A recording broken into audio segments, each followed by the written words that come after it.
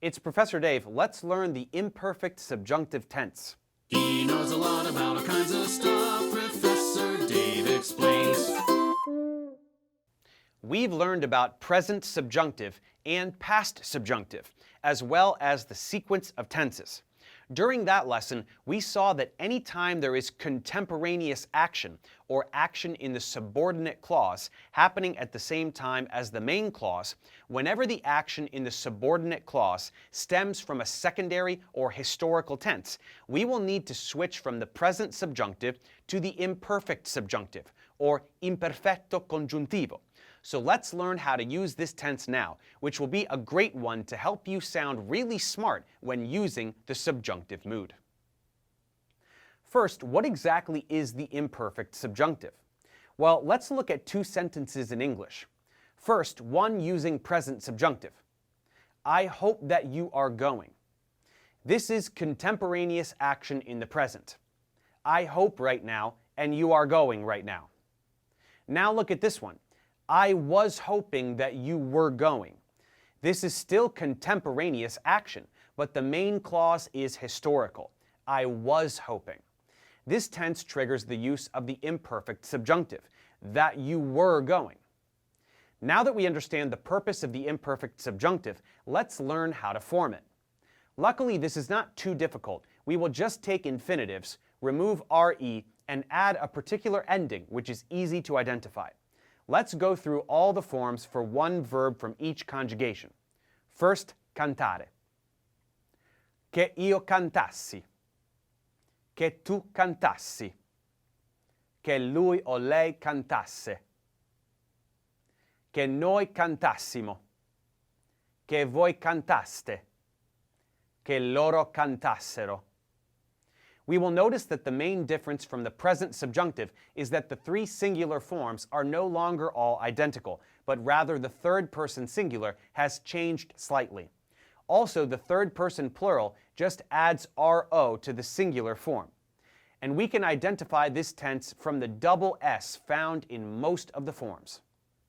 Now let's use scrivere. Che io scrivessi. Che tu scrivessi. Che lui o lei scrivesse, che noi scrivessimo, che voi scriveste, che loro scrivessero. And lastly, for dormire, che io dormissi, che tu dormissi, che lui o lei dormisse, che noi dormissimo, che voi dormiste, che loro dormissero. So the tense is fairly easy to memorize, and it's very impressive to hear, as Italians do indeed use this tense quite a bit, especially while pontificating or discussing lofty ideas. So don't hesitate to use it in conversation. As we might expect, there are some irregulars, and they are the usual suspects. Let's just go over all the forms for one verb, essere, and the rest of them will be intuitive. Essere. Che io fossi. Che tu fossi, che lui o lei fosse, che noi fossimo, che voi foste, che loro fossero. Now let's just go over the first person singular for a few more verbs. Dare, che io dessi.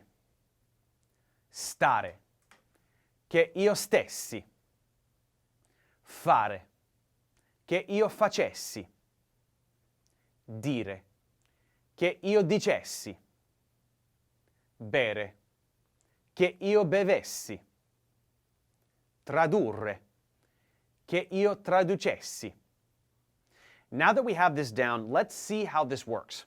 We can look at two examples of a particular sentence, the first with contemporaneous action in the primary tense, or the present, and therefore using present subjunctive, and the other with contemporaneous action in the historical tense, or the past, and therefore using imperfect subjunctive. Suppongo che tu vada a letto presto. Supponevo che tu andassi a letto presto. Preferiamo che tu non guidi di notte. Preferivamo che tu non guidassi di notte.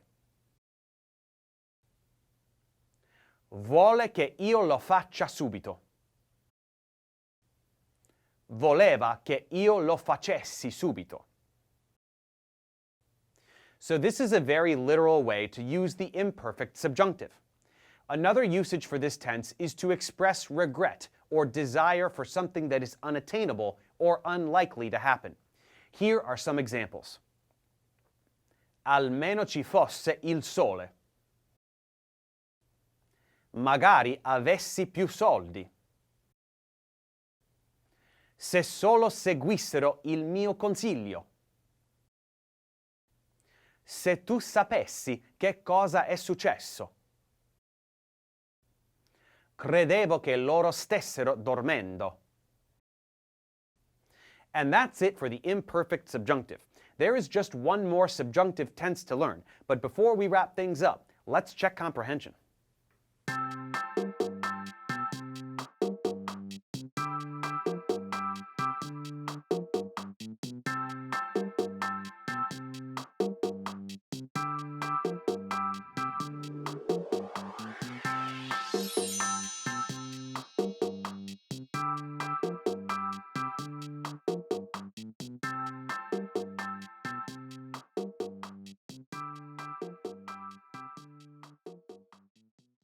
Thanks for watching, guys. Subscribe to my channel for more tutorials. Support me on Patreon so I can keep making content.